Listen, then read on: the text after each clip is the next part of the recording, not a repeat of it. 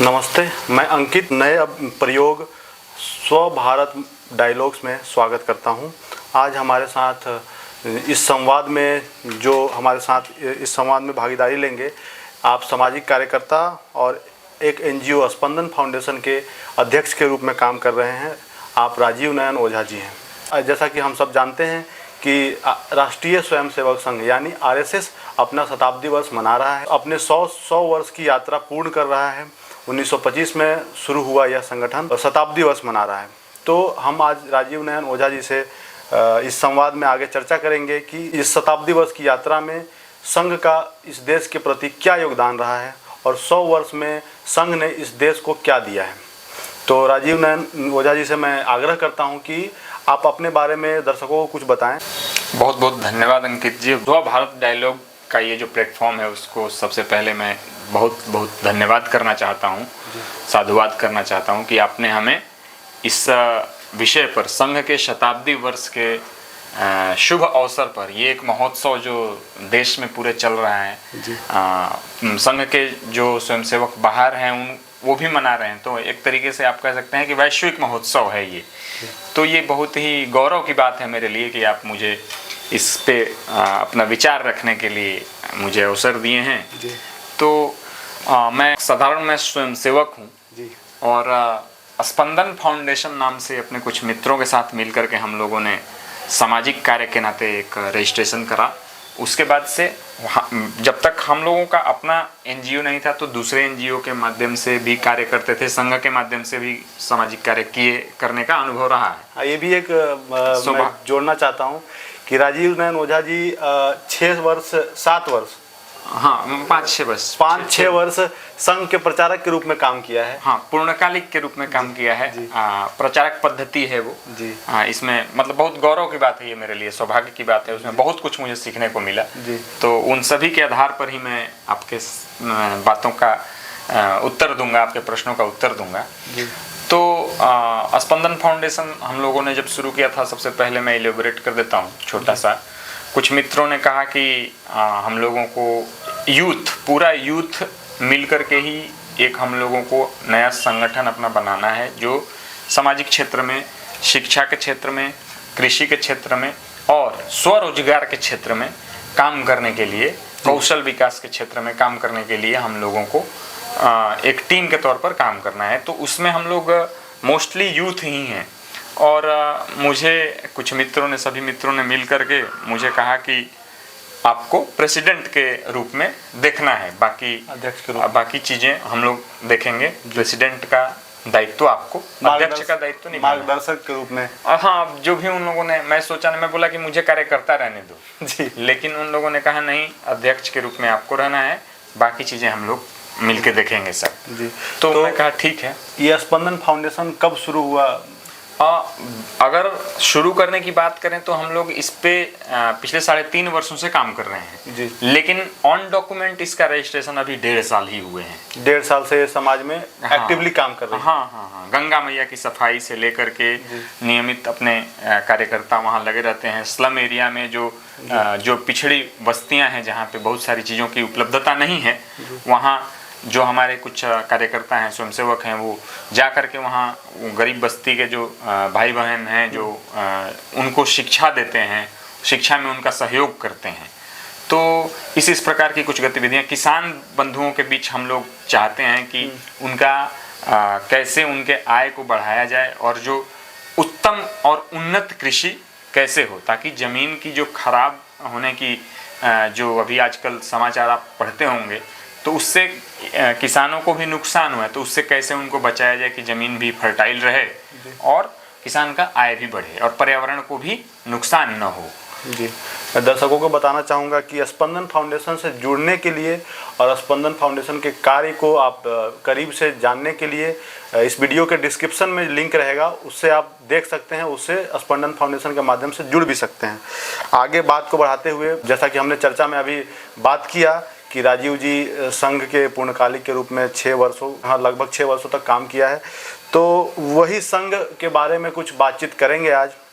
उसी एक संगठन के बारे में बातचीत करेंगे। तो इस चर्चा को आगे बढ़ाते हुए, जैसा कि आपने बताया कि आप संघ के पूर्णकालिक के रूप में 6 वर्षों तक आपने काम किया है, तो उस दायित्व के अनुसार मैं आपसे ये प्रश्न पूछना उचित समझता हूँ कि जो संघ है, संघ जो आरएसएस है, वो पूरे अपने 100 वर्ष की यात्रा में क्या योगदान रहा है संघ का समाज में? जी बहुत ही मार्मिक प्रश्न है और अभी एक स्वयंसेवक होने के नाते मुझे बहुत गर्व का अनुभव हो रहा है कि मुझसे आप ये प्रश्न पूछ रहे हैं। मैं हालांकि मुझे नहीं लगता कि मैं इसका उत्तर देने योग्य हूँ भी कि नहीं, लेकिन आपने मुझे योग्य समझा है तो इसके लिए आपका बहुत बहुत आभार और दर्शकों का भी बहुत बहुत आभार। मैं अपने कुछ अनुभव के माध्यम से संघ का जो यात्रा है उसमें संघ ने क्या दिया है उस पर थोड़ा विचार रखूंगा अपना। कुछ अगर मुझसे त्रुटि हो तो मुझे क्षमा कीजिएगा। लेकिन सबसे बड़ी बात जो संघ हम लोगों को सिखाता है उसमें शाखा में कभी भी हम लोगों को ये भाव मन में लाने ही नहीं दिया जाता है कि हम किसी के ऊपर एहसान कर रहे हैं या किसी को कुछ दे रहे हैं। बिल्कुल। तो संघ देने को डिनाई करता है। संघ कहता है, संघ हमें अपने मतलब हम यानी हम सभी अपने स्वयंसेवकों को कहता है संघ कि हम अपनी भारत माँ की सेवा कर रहे हैं, भारत माँ की संतानों की सेवा कर रहे हैं। ये सौभाग्य की बात है, ये हमारे लिए अहंकार की बात नहीं है कि हम दे रहे हैं, मतलब हम श्रम दान दे रहे हैं, ऐसा कुछ नहीं है। संघ कभी भी मानता ही नहीं कि हम कुछ भारत माता को देते हैं या भारत के लोगों को देते हैं। क्यों? क्योंकि ये हमारे भारत हमारी माँ है और सभी भारतीय हमारे परिवार हैं। तो परिवार और माँ को कोई कुछ देता है क्या? नहीं। तो इसलिए, लेकिन अगर मैं एक सामान्य नागरिक के नाते बात करूं और अगर कहना ही पड़े कि संघ ने क्या दिया, तो संघ यही सबसे बड़ा देन दिया है कि आप सभी स्वयंसेवक, हम सभी स्वयंसेवकों को कार्य करने के लिए प्रेरणा दिया और समाज राष्ट्र के लिए कार्य करने की प्रेरणा दिया। ये भाव न लाते हुए कि हम कुछ किसी का सेवा कर रहे हैं, सेवा करने के को लेकर के कभी अहंकार नहीं आना चाहिए। ये सबसे बड़ा देन है संघ का, मुझे लगता है। ये भाव सभी स्वयंसेवकों में उत्पन्न किया संघ। बिल्कुल जी, डाला है, एक बीजारोपण किया है, आप इस तरीके से कह सकते हैं जी, कि सारे स्वयंसेवक समाज और देश के प्रति ऐसा भाव मतलब सेवा का भाव रखें। वही संघ हम लोगों को मतलब शाखा के माध्यम से, शाखा की ऐसी गतिविधि है और ऐसी रचना है कि वहां जाकर के आप में परिवर्तन होना ही होना है, ये निश्चित है। क्योंकि आप कोई कितना भी परिपक्व क्यों ना हो, लेकिन शाखा की पद्धति ऐसी है, कार्यशैली ऐसी है कि वहां आपको नया चीज सीखने को अवश्य मिलेगा जी। और वो सारी नए चीजें क्या क्या है आप? हाँ, मैं बताना चाहूंगा। जैसे संघ हमें दायित्व बोध सिखाता है। जैसे कहीं भी कोई, अब जैसे आप देखते होंगे, जैसे मैं नहीं आपकी भावना एक तो हो गई कि कुछ अगर पाने की बात है तो संघ सिखाता है कि पहले आप, पहले मैं नहीं, पहले आप मतलब समाज। हाँ, समाज, आप यानी समाज जी। तो पहले समाज फिर मैं, और ये जब कुछ पाने की बात है तब लेकिन जब कुछ देने की बात है या मतलब कुछ सेवा करने की बात है तो पहले मैं करूंगा जी, तब आप करिए। क्योंकि मतलब हम लोगों का ये भाव होता है, दायित्व लेने की जब बात आती है तो पहले मैं, संघ सिखाता है कि दायित्व उठाने में आगे रहना है। तो इस नाते अब जैसे आप उदाहरण के लिए देख लीजिए, कहीं भी देश में आपदा आती है, भगवान न करे कि कभी कोई आपदा आए, लेकिन कहीं भी अगर देश में आपदा आती है तो संघ के स्वयंसेवक आपको हर जगह दिखाई देते हैं। सबसे पहले पहुंचेंगे, कहीं और पहुंचे चाहे ना पहुंचे, कहीं कुछ बट रहा हो, फायदे की चीज मिल रही है तो वहां आपको स्वयंसेवक नहीं दिखेंगे। लेकिन कहीं भी अगर कोई किसी भी प्रकार की आपदा आती हो तो वहां देश के किसी भी कोने में, और ये भाव शाखा से उत्पन्न होती है जी। और ये कब उत्पन्न हो जाती है ये स्वयंसेवक को भी पता नहीं चल पाता। इस प्रकार की ट्रेनिंग होती है।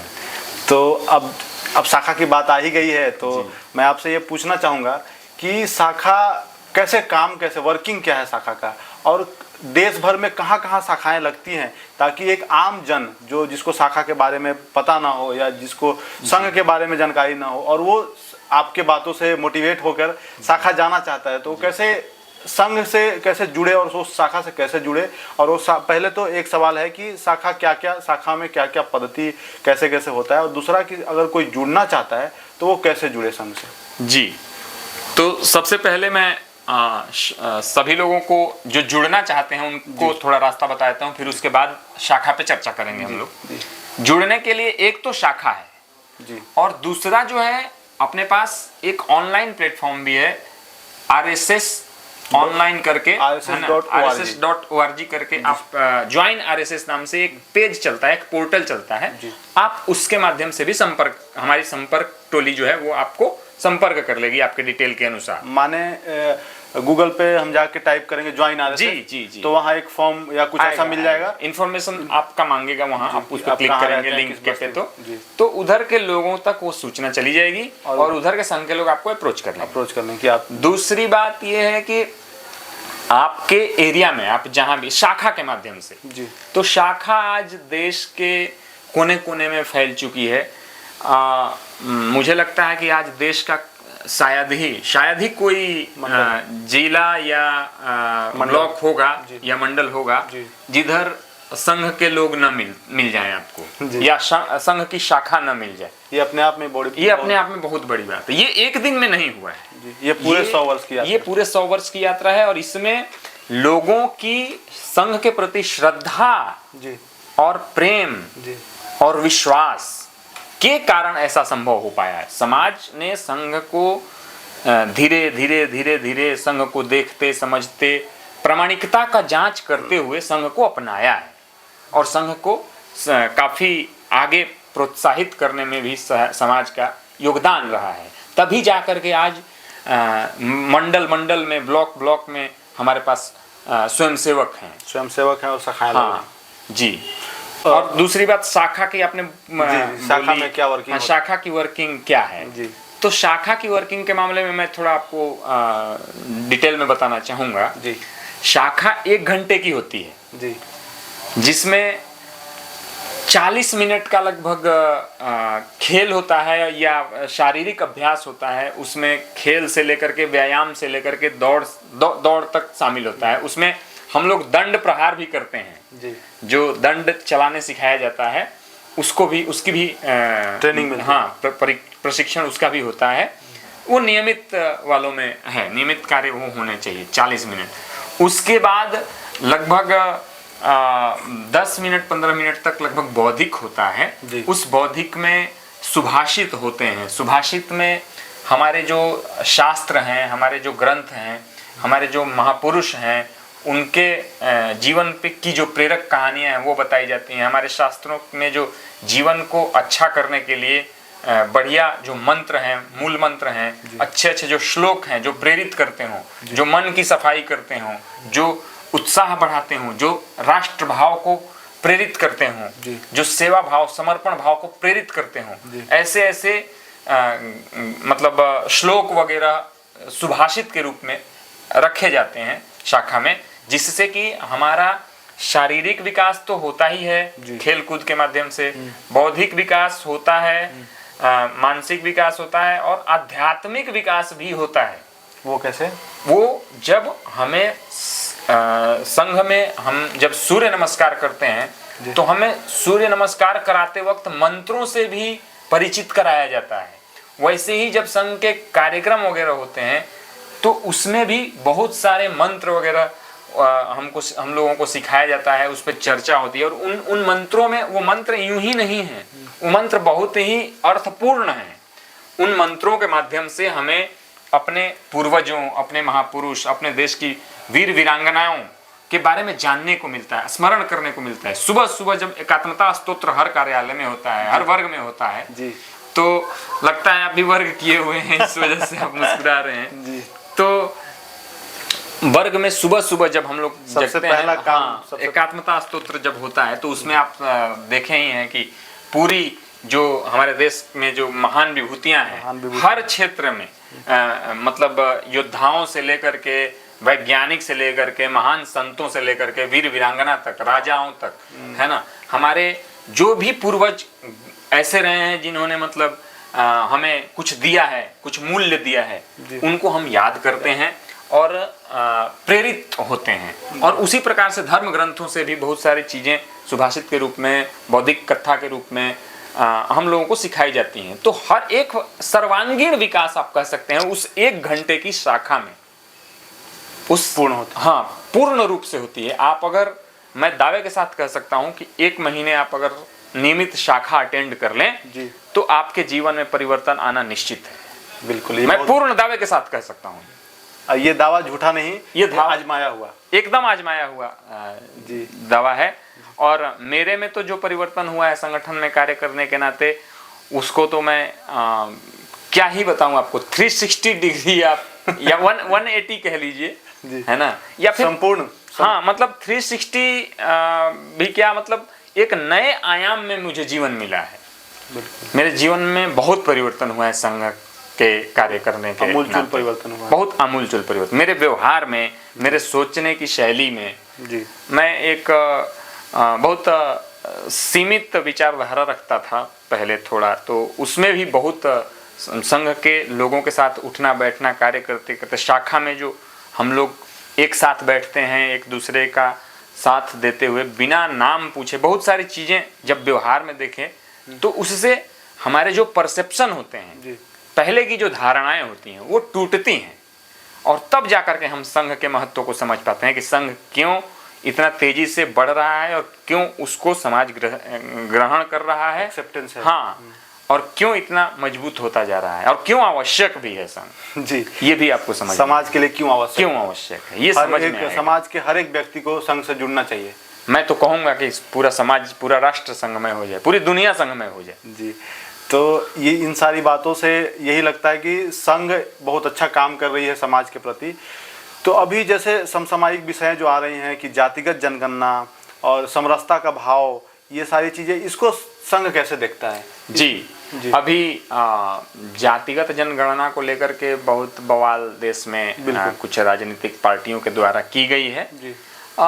इसको राजनीतिक विषय बनाने की आवश्यकता नहीं है, लेकिन लोग हर चीज में जिनका विजन बड़ा नहीं होता है, जिनका संकीर्ण, हाँ, जो संकीर्ण सोच रखते हैं, जो अपने तक सोचते हैं, जो सिर्फ अपनी राजनीतिक करियर देखते हैं, राजनीति को करियर के रूप में जो लेते हैं, सेवा के रूप में नहीं, उन लोगों के लिए ये सब हर विषय, सिर्फ जातिगत नहीं, सिर्फ जनगणना नहीं, हर विषय को वो लोग राजनीति के रूप से ही तौलते हैं, तो जो कि वो उचित नहीं है। बिल्कुल, मैं जो भी दर्शक गण देखेंगे, चाहे जिस भी विचारधारा, राजनीतिक विचारधारा से हो, मैं आप सबसे कहना चाहूँगा कि हर विषय को एक व्यक्ति के नाते, एक भारतीय के नाते भी देखने का एक प्रयास कीजिए। हमेशा केवल पॉलिटिकल एंगल पे ही चलने की आवश्यकता नहीं है। बिल्कुल। तो जातिगत जनगणना की बात आप कर रहे हैं, तो इसमें संघ का स्पष्ट मत है कि जातिगत जनगणना उचित है, लेकिन उसके पीछे मंशा उचित होनी चाहिए। जैसे जातिगत जनगणना से हमें हर जातियों की एक अनुमानित संख्या का पता चल जाएगा, जी, ठीक जी। तो हमें नीति निर्माण करने में बहुत सुविधा हो जाएगा। लेकिन उसको लेकर के हम वोट बैंक की राजनीति करने लगेंगे, नफरत की राजनीति करने लगेंगे, तो वो गड़बड़ हो जाएगा, वो समाज तोड़ने का काम हो जाएगा। उससे बचना है। मैं यही प्रार्थना करूंगा सभी राजनीतिक पार्टियों से कि आप कभी भी जातीय जनगणना को आप देखिए तो उस दृष्टि से देखिए कि मतलब इसमें कोई संदेह नहीं कि बहुत सारे जातियों का अलग अलग स्ट्रक्चर है और अलग अलग स्टेटस है, तो उसमें और हर जाति में गरीब और अमीर हर प्रकार के लोग हैं, कहीं ज्यादा कहीं कम। तो उस चीज को ही सही करने के लिए, ताकि समाज में एक थोड़ा कोई ऐसा ना रहे कि जो बहुत गरीब हो जाए, कोई ऐसा ना रहे कि इतना अमीर ना हो कि जिसको चाहे उसको खरीद ले, ठीक है। इस चीजों को, समाज की ये कमियां हैं, इन कमियों को समाप्त करने के लिए जातिगत जनगणना आवश्यक है, और ताकि एक जो भी वंचित वर्ग है उसको उचित व्यवस्था उपलब्ध कराई जाए। आर्थिक कारणों से भी जब आप देखेंगे तो हर जातियों में बहुत सारे ऐसे लोग हैं जिनको अत्यंत आवश्यकता है सहायता की, जिनके बच्चों को पढ़ने लिखने की व्यवस्था नहीं मिलती है। वैसे लोगों को पढ़ाई लिखाई के लिए, बच्चों के परवरिश के लिए व्यवस्था दी जाए। इस दृष्टि से जातिगत जनगणना अगर होती है तो बहुत उचित है और स्वागत योग्य है, और संघ ने तो इसको स्वागत भी किया है इस कदम को। और लेकिन यही संघ चेताया है कि इस पे सभी राजनीतिक पार्टियों से संघ ने अपील किया है कि आप इस पे राजनीति करने से बचें, क्योंकि हर जाति के लोग, हर क्षेत्र के लोग, हर वर्ग के लोग इस देश के ही हैं जी, हमारे ही लोग हैं। तो हम एक भारतीय हैं और भारत माता हमारी माता है, हम सभी की माँ है, हम भारत माता की संतान है। तो हमारे भारत माता की सभी संतानों को का हित हम सभी को मिलकर के देखना होगा, सोचना होगा, चिंतन करना होगा और उसको सुनिश्चित करना होगा कि हर किसी को विकास का अवसर मिले। बिल्कुल ऐसा सुनने में आता है, ऐसे कई कार्यक्रमों में, संघ के ऐसे कई कार्यक्रमों में कि संघ में ऐसे शाखाओं में जी कि कोई जातिगत भेदभाव नहीं होती है जी, ये बात कहाँ तक सच है और कितना सच है, ये आप बताइए। हाँ, ये एकदम ही पूरा शुद्ध रूप से 100% शुद्ध बात है जी। क्योंकि आप जब शायद शाखा नहीं अगर गए हैं कोई, तो इस चीज को शायद समझ नहीं पाएंगे। लेकिन अगर आपको मेरे इस दावे को और पक्का करना है तो आप शाखा आकर के देखिए, वो चीज शाखा में शाखा में आपके शाखा के कार्य पद्धति में वो चीज झलकता है, व्यवहारिकता में वो चीज झलकता है। आप बगल में, आपके बगल में जो भी स्वयंसेवक बैठेंगे मंडल के दौरान या खेलकूद के दौरान या शाखा के बाद नाश्ता करने के लिए भी, अल्पाहार करने के लिए भी कहीं आसपास बैठते हैं, तो कोई भी आपसे सरनेम नहीं पूछता है और बताता भी नहीं है। ये बहुत बड़ी बात सामान्यतः तो ना जानने की जिज्ञासा होती है, ना बताने में रुचि होती है। क्यों नहीं बताने की जरूरत? कोई छुपाने का भेद नहीं, छुपाने का मंशा नहीं है। ये समझ विकसित हो जाती है कि कोई भी जाति का क्यों ना हो, हम सब भारत माता की संतान हैं, परमात्मा की संतान हैं जी। और एकत्व जो है, हम सभी में एक ही आत्मा का वास है, इसलिए हम सब एक हैं, एक परिवार के लोग हैं। अब एक परिवार के लोग आपस में भेदभाव करते हैं क्या? नहीं, बिल्कुल नहीं करते हैं। तो जो लोग समझ नहीं रखते इस चीज का, जिनको ये अनुभव नहीं है कि वो एक ही भारत माता के संतान हम सभी हैं, एक ही परिवार के लोग हैं, वही लोग के दिमाग में थोड़ा ये सब रहता है। तो इसीलिए संघ कार्य कर रही है कि वो उनके दिमाग से हटाया जाए, संघ में आए तो फिर उनके दिमाग से वो भाव जो है, भ्रमित जो होकर के वो भेदभाव वाला जातिगत भेद का भाव आ गया है, उसको दूर किया जा सके। इसके लिए आप सभी से आग्रह है कि आप शाखा आएं और इस चीज का साक्षात अनुभव करें। और उदाहरण के लिए आप डॉक्टर जी के जीवनी जब पढ़ते हैं और डॉक्टर जी के साथ जो जुड़े हुए जो प्रसंग, शुरुआती संघ के जो शुरुआती दौर था, तो एक संघ का शिविर एक जगह लगा हुआ था। वहाँ पे अपने महात्मा गांधी जी और बाबा साहेब भीमराव अंबेडकर जी दोनों लोग संघ के वर्ग शिविर को भी विजिट किए हुए हैं। तो उन्होंने जब विजिट किए तो भीमराव अंबेडकर साहब ने तो डॉक्टर जी को ये तक कह दिया कि चलिए, मैं आज बहुत खुश हुआ ये देख करके कि भारत में कोई तो ऐसी जगह है जहाँ पे जातिगत भेदभाव को खत्म करने का कार्य चल रहा है और इससे ऊपर उठ करके भारत निर्माण की, चरित्र निर्माण की अभियान चल रही है जी। और इसी प्रकार का वक्तव्य महात्मा गांधी जी का भी था। तो आप इस तरीके से भी देख सकते हैं और आप स्वयं अनुभव कर सकते हैं आकर के। सबसे बेटर तो ये होगा कि आप शाखाएं आए और वहाँ अनुभव करें कि शाखा में आपसे मतलब कैसा व्यवहार किया जा रहा है। बिल्कुल, मतलब आप अपील कर रहे हैं सभी देश के सभी नागरिकों से बिल्कुल कि वो शाखा में आएं और वहाँ प्रैक्टिकल रूप में देखें कि कैसे कार्य, संघ का क्या कार्य होता है। एकदम मैं अपील करना चाहता हूँ आप सभी से, स्व भारत के माध्यम से मैं आप सभी से विनती करता हूँ कि एक बार जरूर संघ को समझना हो तो शाखा में जरूर आएं, और संघ की व्यवहारिकता को भी जांचना हो, देखना हो तो आप शाखा में जरूर आएं, एक बार जरूर आएं, फिर उसके बाद आप स्वयं आप निर्णय कर पाएंगे। संघ के वरिष्ठ कार्यकर्ता ये भी बताते हैं कि संघ को अगर जानना है तो शाखा में आना होगा। एकदम ये मूल मंत्र है। जी जी। संघ को आप बाहर से नहीं जान सकते। सिर्फ कार्यक्रम से आप संघ को नहीं जान सकते। बिल्कुल। ऐसे देश में अलग अलग भ्रामक चीजें बताई जाती हैं, जैसे संघ में बम बनाने की टेक्निक सिखाई जाती है, तो ये कहाँ तक सच है? देखिए, संघ आज अपने 100 वर्ष की यात्रा को पूरा करता हुआ यहाँ तक पहुँचा है जी। संघ के लिए यात्रा निसंदेह आसान नहीं रहा है जी। संघ पे बहुत सारे आरोप प्रत्यारोप, प्रतिबंध, बहुत सारे अड़चन आए संघ के सामने, लेकिन संघ रुका नहीं, अडिग खड़ा रहा। सिर्फ खड़ा नहीं रहा, चरैवेती चरैवेती, यही तो मंत्र है अपना जी। संघ उस मंत्र को अपनाते हुए, जीते हुए, जूझते हुए, सामना करते हुए एकदम दृढ़ता के साथ चरैवेती चरैवेती आगे बढ़ता रहा, और अभी भी और निरंतर अब अपने शताब्दी पूरी कर चुके हैं जी। और इतना प्रतिबंध झेलने के बाद भी कई बार विरोधी मानसिकता की के लोग जो हैं वो सरकारी मशीनरी का दुरुपयोग करके संघ को प्रतिबंधित करने का बहुत प्रयास किए, बहुत सारे आरोप लगाए। उन सभी आरोपों प्रत्यारोपों का अपने कार्यों से जवाब देते हुए, माइक पर आके नहीं, अपने कार्य पद्धति से, अपनी सत्यनिष्ठा से, अपनी राष्ट्रनिष्ठा से जवाब देते हुए संघ आज इस यात्रा को यहाँ तक पहुँचाया है और आगे बढ़ रहा है जी। तो बहुत सारे जो लोग हैं संघ को बदनाम करने की कोशिश करते हैं, क्योंकि उनको डर लगता है कि संघ में कुछ चला जाए। हाँ, डर इसलिए लगता है जी।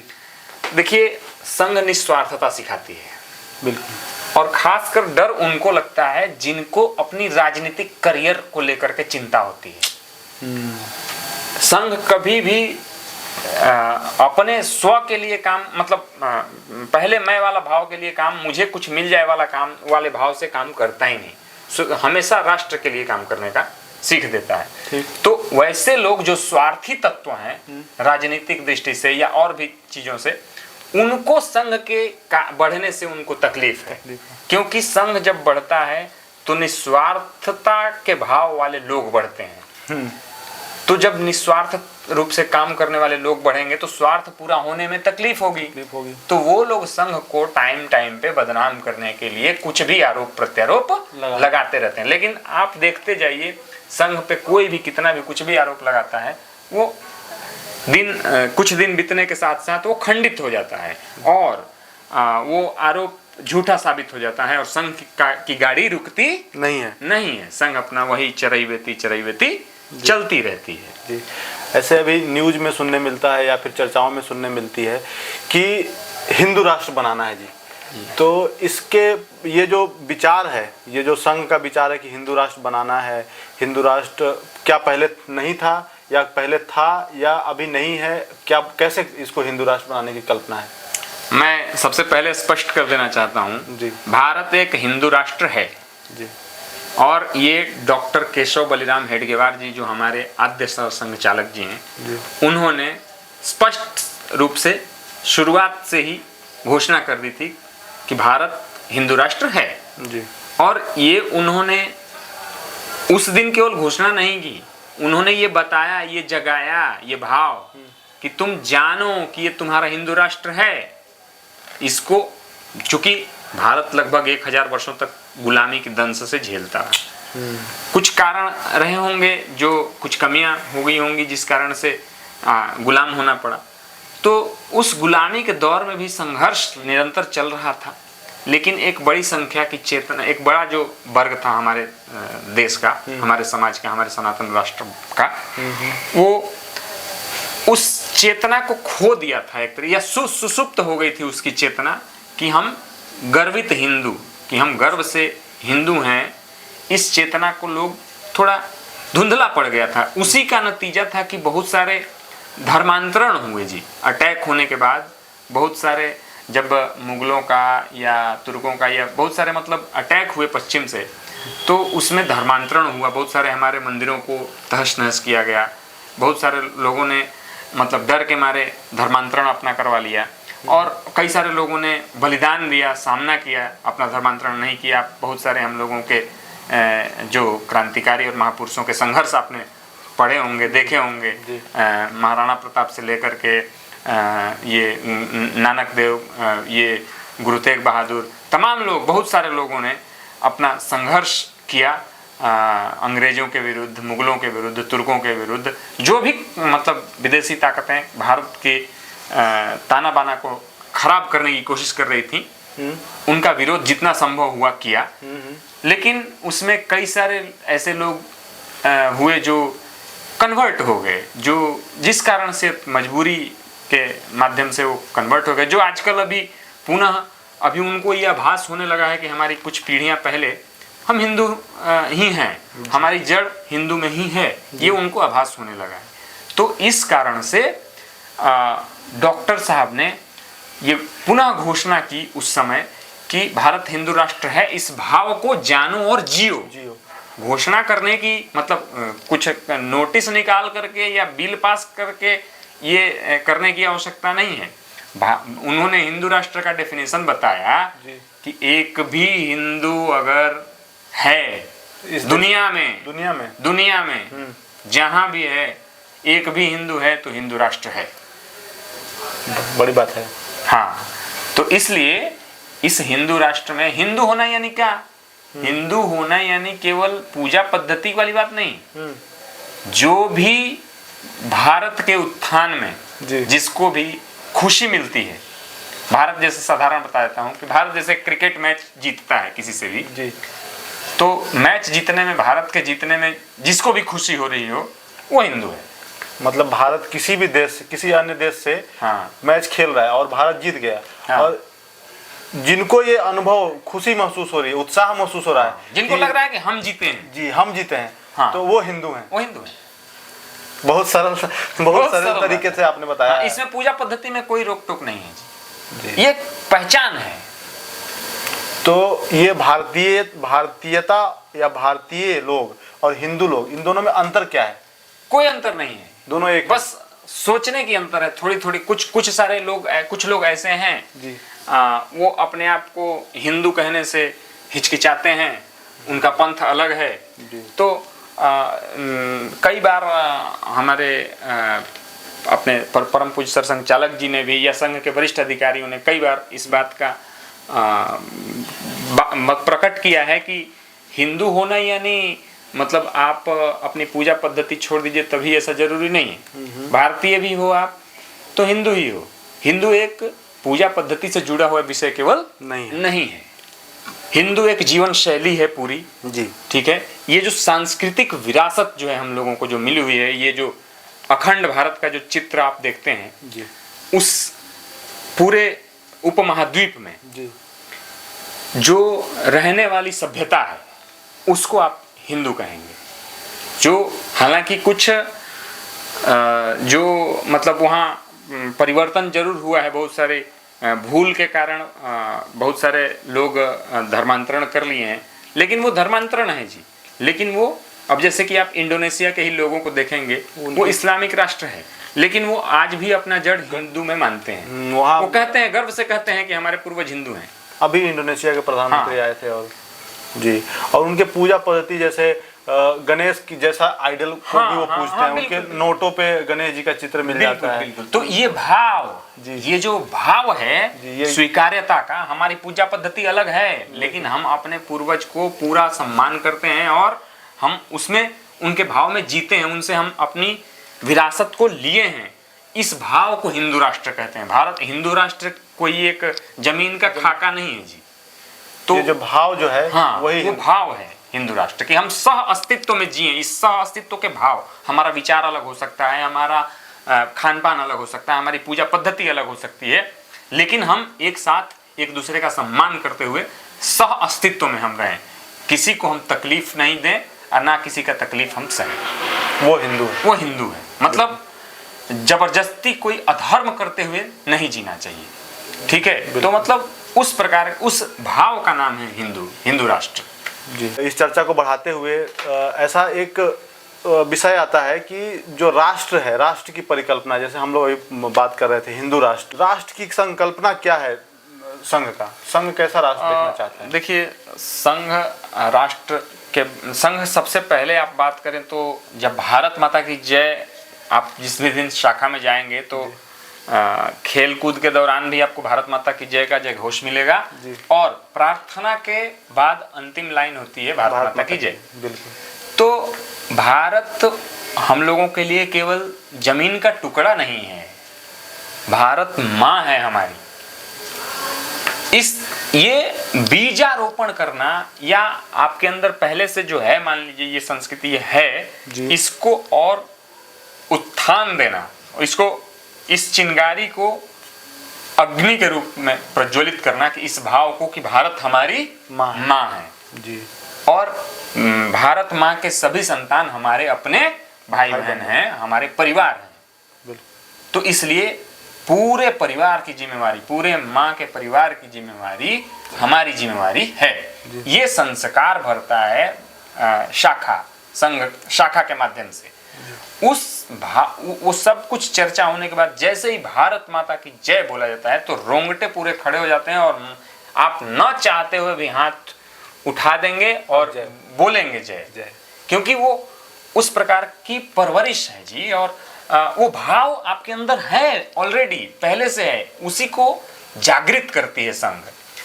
और जो भारत माता की जय करेगा वो सभी भारतीय है, वो सभी हिंदू है, कोई दिक्कत नहीं है। बिल्कुल, वो कोई भी पंथ का हो, उससे कोई लेना देना नहीं है। भारत के गौरव में, भारत के उत्थान में उसको गर्व महसूस होता हो तो वो हिंदू है। यही ये हिंदू राष्ट्र या भारतीय राष्ट्र, जो भी आप कहना चाहें, या सनातन राष्ट्र, उसको आप कह सकते हैं, सनातन हिंदू राष्ट्र भारत।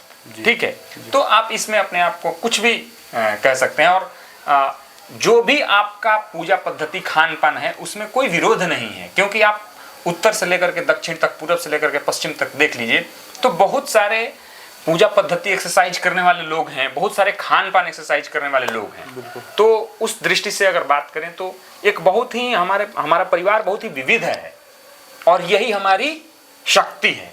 विविध होते हुए भी हम एकत्व में जीते हैं, क्योंकि आपको भाषा अलग अलग, खान पान अलग अलग जरूर मिलेगा, आप कश्मीर से कन्याकुमारी तक जाएंगे तो, लेकिन आपको एक अपनापन का जो भाव है वो आपको एक ही जैसा मिलेगा। इसकी श्रद्धा जो है सांस्कृतिक, वो एक ही जैसा मिलेगा। 100 वर्ष पूर्ण कर रहा है संघ, इसके आगे की परिकल्पना क्या है संघ की?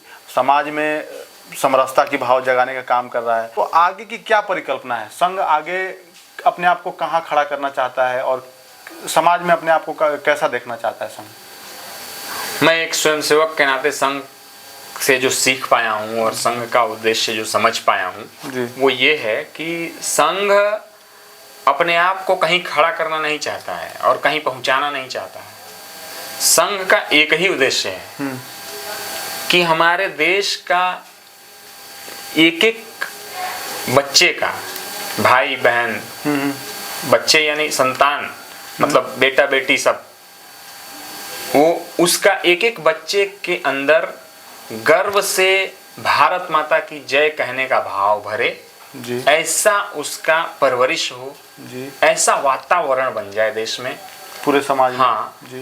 कि और हम सभी भारतीय एक परिवार हैं जी।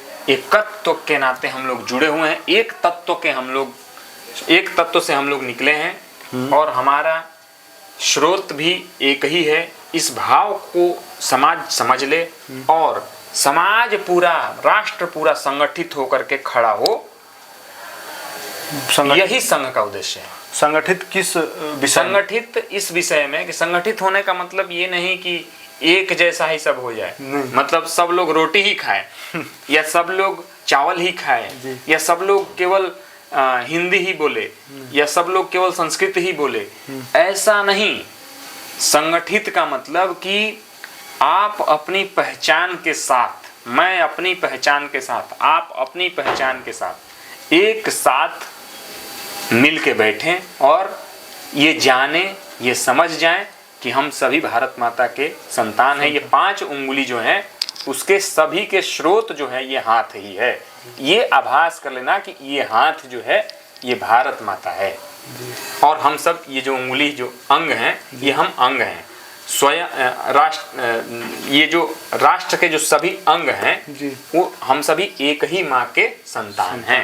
इस भाव को जब समाज समझ लेगा तो मुझे लगता है संघ का कार्य पूर्ण की ओर लगभग हो जाएगा। संघ फिर अपने आप को समाज में समाहित कर लेगा। मतलब संघ समाजमय हो जाएगा। समाजमय हो जाएगा, हर एक या समाज संघमय हो जाएगा। समाज दोनों तरफ से कह सकते हैं जी। कह सकते हैं जी। तो यहाँ हम आप अपनी बात पूर्ण करते हैं। हमने इतने चर्चा में ये निष्कर्ष निकला कि संघ कैसे काम करती है, संघ अपने 100 वर्षों में इस देश को क्या दिया और संघ आगे कैसे अपने आप को मतलब क्या करना चाहती है समाज में, कैसे समाज को कैसे बदलना चाहती है, इन सारे विषयों पर चर्चा हुई। ऐसे ही विषयों पर चर्चा के लिए हमारे इस पॉडकास्ट चैनल स्व भारत डायलॉग से जुड़े रहिए और ऐसे ही नए नए वक्ताओं के साथ, नए नए विचारक के साथ हम आपके समक्ष नए नए पॉडकास्ट लाते रहेंगे। आप सभी का बहुत बहुत धन्यवाद। नमस्कार। बहुत बहुत धन्यवाद। नमस्कार।